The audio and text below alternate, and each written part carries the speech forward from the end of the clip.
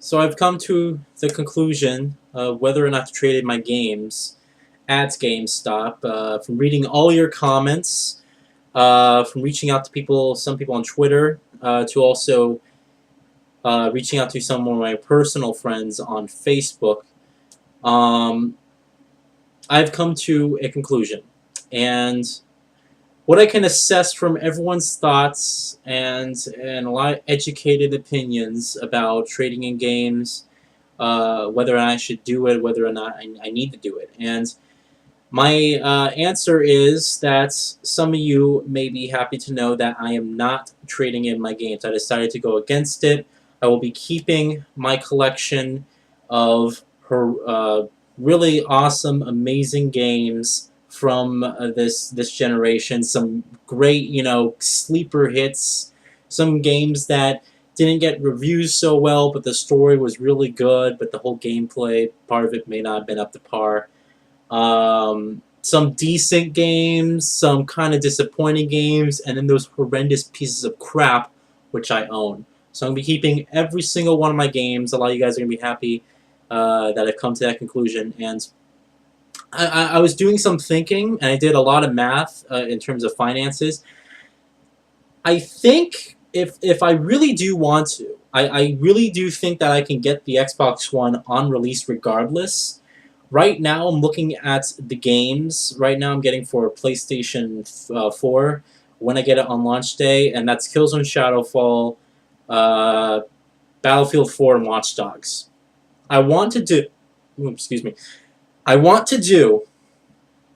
What I want to do is I want to pre-order the Xbox One, and then I want to get 3 games. I'm going to get 3 games. That's my goal, to get 3 games across both platforms on their launch. The PlayStation 4, the 3 games I'll probably be getting are Watch Dogs, Killzone Shadowfall, and Assassin's Creed 4 Black Flag, which, to be honest, they just released a gameplay video today of them, of how the open world kind of plays out, and how you can just, at any moment, jump off your ship into the water, go under the...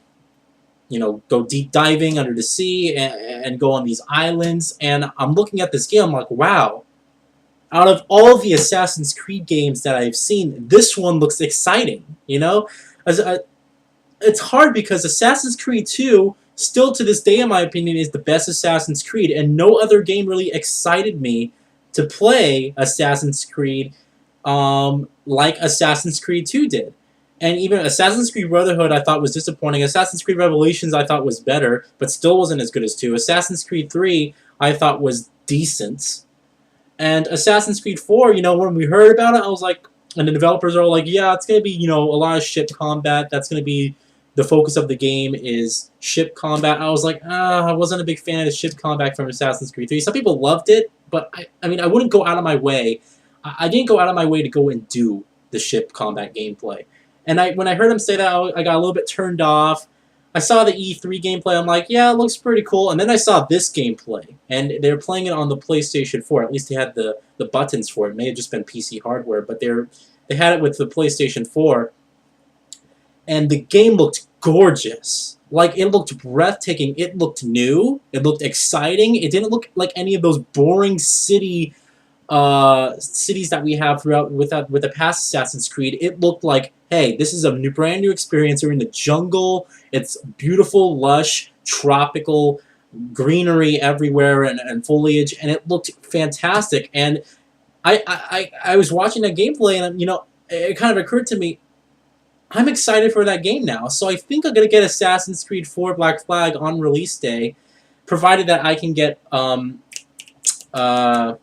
Xbox One as well pre-ordered. So those are the 3 games for the PS4: Assassin's Creed 4 Black Flag, Watch Dogs, and Killzone Shadowfall. For the Xbox One, if I were to get that, the 3 games I would probably be getting are Forza Motorsport 5, because I think Forza, as far as the racing series, is the best racing series out there. I loved it. I always loved the series. Battlefield 4, I'm going to get for Xbox One, and the reason why that I'm switching over from the PS4 to the Xbox One is because the Xbox One gets the map packs early. It's kind of weird because, well, they get the first map pack early, but with Battlefield 3, they had an exclusive partnership with Sony, and then so Sony got the map packs early. but this time I guess it's flipping over to Microsoft. I don't know if Microsoft outpaid them or something, but they get the first map pack early. So I want to get it for that platform. So it's Battlefield 4, Forza Motorsport 5, and then I'm thinking Rise, Son of Rome will probably be my other one. Crytek said that it's not going to be quick time events. The whole thing is actually going to be some cool combat in there.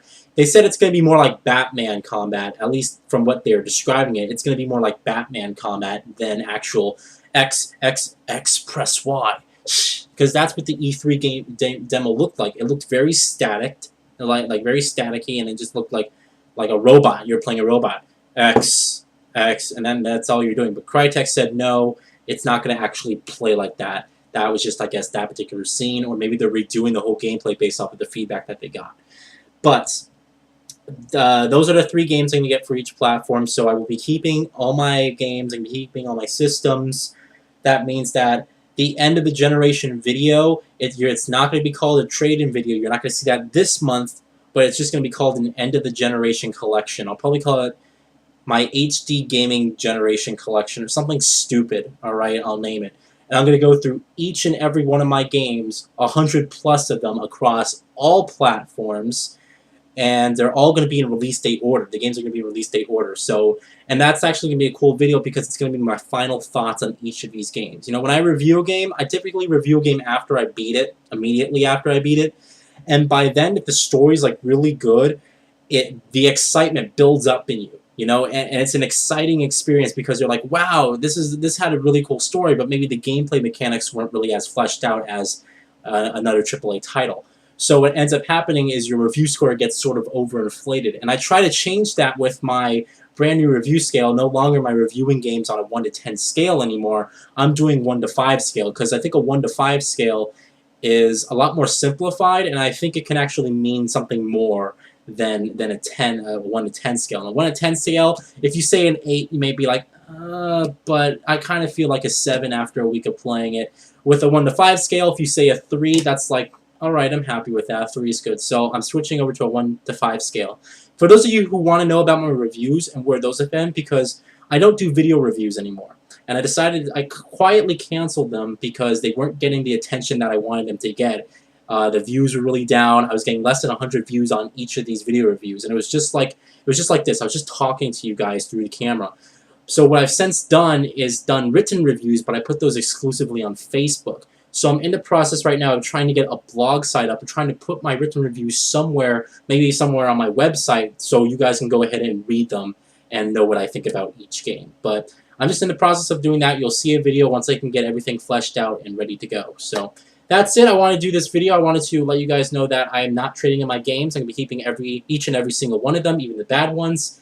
And you guys will see an end of the generation collection come probably October after Beyond Two Souls comes out, because that's really what I consider the last generation of games. That's pretty much it. Beyond Two Souls. I mean, we have Batman, but let's be honest, Batman's going to get flushed under the rug.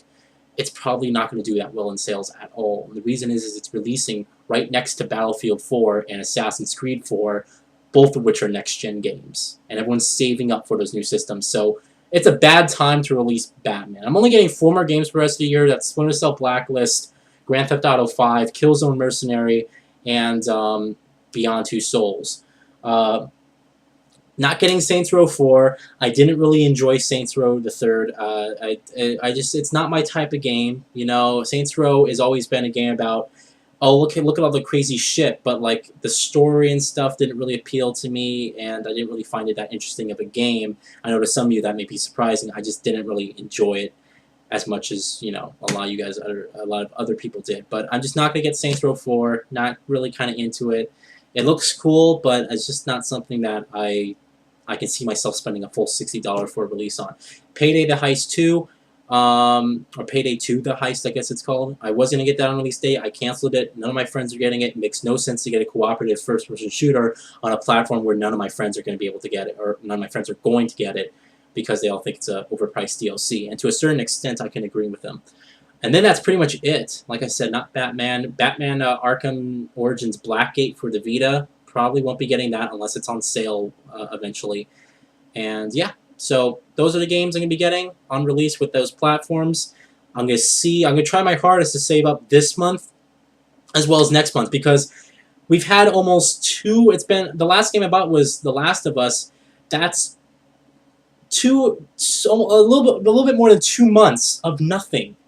So it's the perfect opportunity to save, to get that money to work as much as possible, and that's what I'm trying to do. I'm trying to work, get all that money saved so I can go in there and get the consoles ASAP, because that's all I care about right now, is getting those consoles ASAP. However, I got a nice collection here that I'm building. I went and I bought 2 other games to add to the collection. Yakuza 3, which is actually rare. I couldn't find this game anywhere. It took me months. I wanted to get this game back like at the beginning of the year when I got Yakuza 4, and I couldn't find it at all. So I finally found Yakuza 3.